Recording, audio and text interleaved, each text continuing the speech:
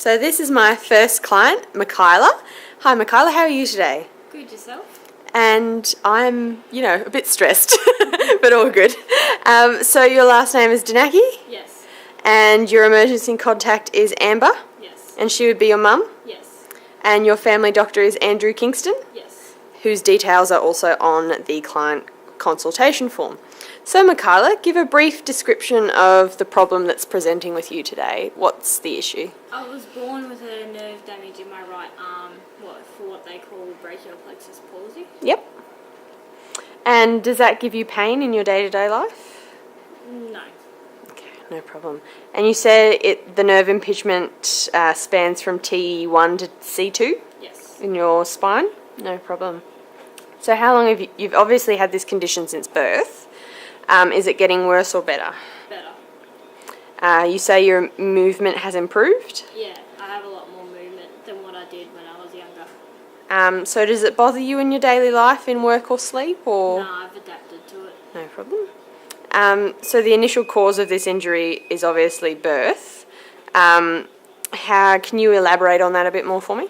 What happened was I got stuck and I was stuck in Mum's tailbone, so I ended up breaking that, and then they were rough with getting me out, so I ended up with the nerve damage and a broken collarbone and 2 broken ribs. Okay, sounds like a rough time. It was. So the client's presenting complaint is obviously the lack of movement in the arm, so we're going to try and improve rotation and range of movement. Any family history of illness on your mother's side? Well, Mum herself had cervical cancer. And any illness on your father's side? Not that I know of. And any other illnesses in your family that we should be aware of? Nan had cervical cancer, then bowel cancer, and now she's fighting breast cancer.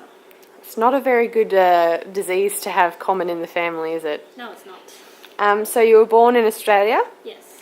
And the childhood illness obviously is brachial plexus palsy. Yes. Did you have any other illnesses as a child?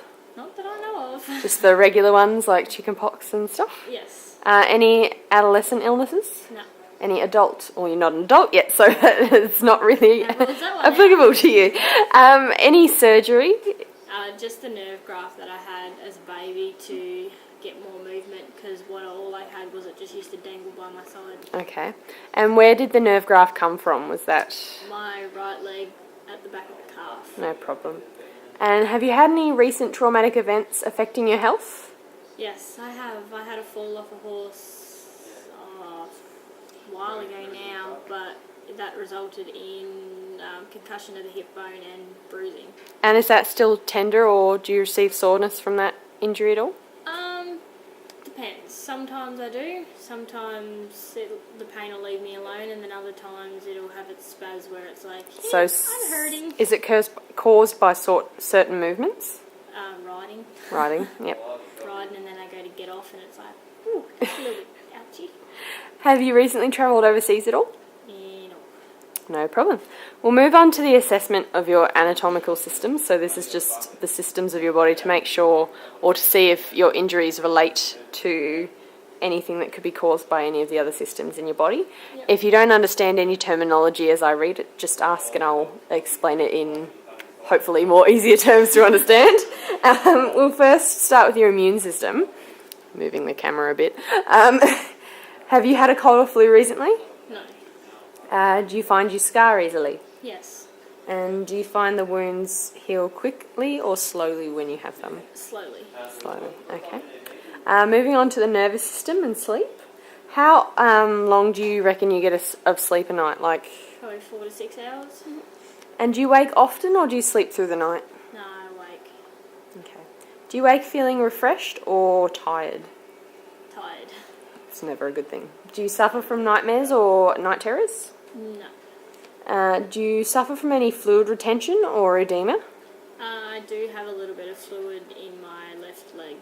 Okay, no problem. If you were rating your stress level, 1 being low and 10 being very high, how high would your stress levels be, Dal? Between 3 and 4.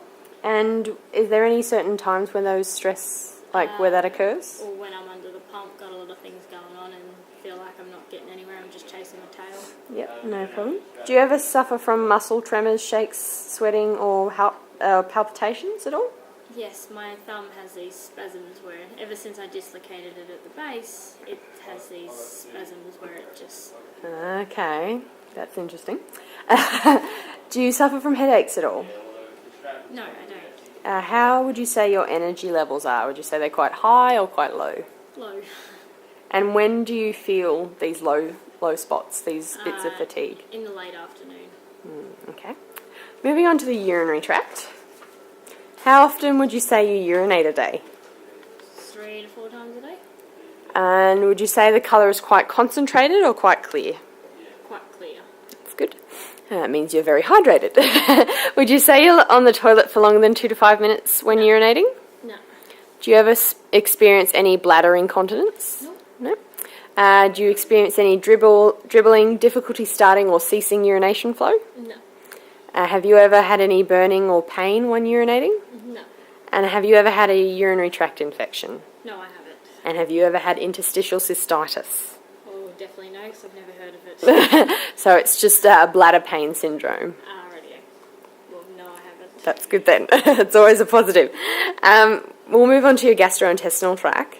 How often a day would you produce bowel movements? 2 per day? Yep, that's good. And is there any colour or mucus in the stool? No.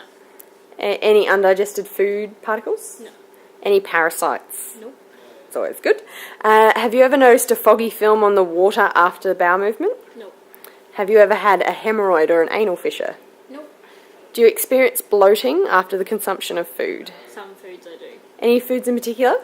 Bread mainly. Yep. Do you ever feel the need to belch or burp after the consumption of food? Not often.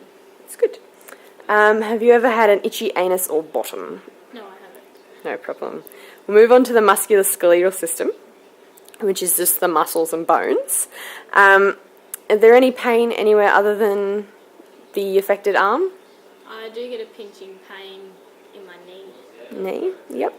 And is there any numbness or pins and needles at all? I have a numbness at the very back of my ankle where the scar starts. Yeah, where the nerve graft was. Yeah, and I can get a little bit of numbness through my right hand. You've mentioned you have vesiculations of your thumb after dislocation. Yes. Yep, no problem. Do you ever experience stiff fingers at all? Yes, I do. And is that in the heat or the cold? The cold. Moving on to your respiratory system. Have you ever had asthma? Nope. Do you Runs suffer... in the family, but I never got it. You're very lucky then, aren't you? Do you suffer from hay fever? Yes, I do. And would that be seasonal or yearly? Coming into spring. Coming into spring. Are you a smoker? Nope. Have you ever been a smoker? Nope. Do you live with anyone that you could be passively smoking off? Nope. That's always good. Yep. And have you ever had bronchitis?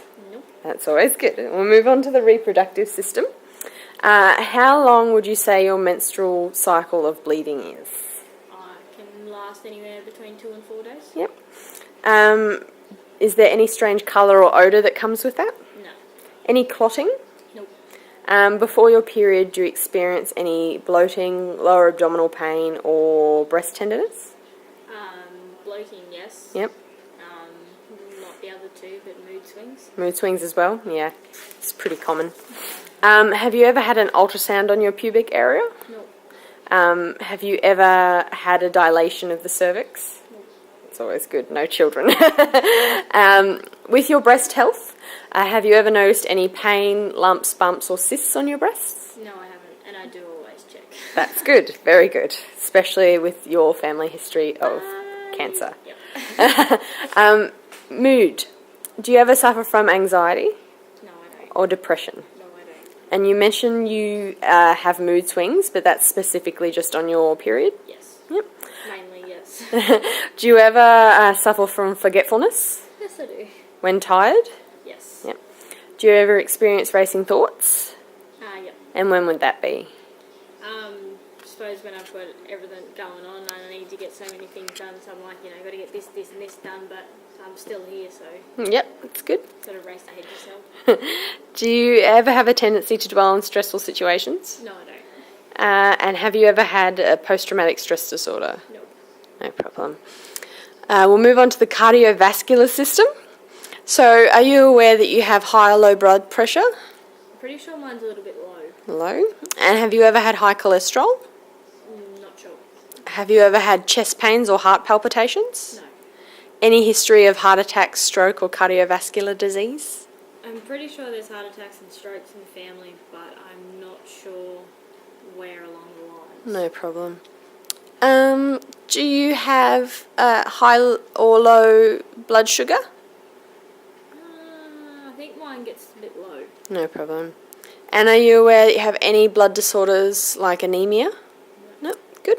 Move on to the integumentary system, which is just a fancy way of saying your skin.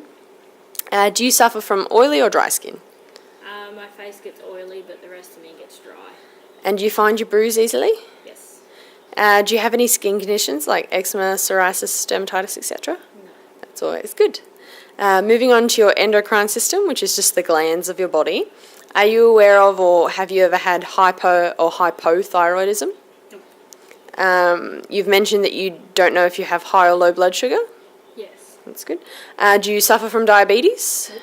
And do you have difficulty putting on weight or losing weight? Losing weight can be a little bit of a struggle. Yep. Are there any other medical conditions you haven't told us about? Not that I know of. And do you have any allergies or intolerances other than bread? Or like wheaty foods? I suppose allergies can be sticky tapes. Sticky tapes? No problem. It's good to know. It's good to know. So that's Mickey's initial questions, and we'll move on to taking her pulse now.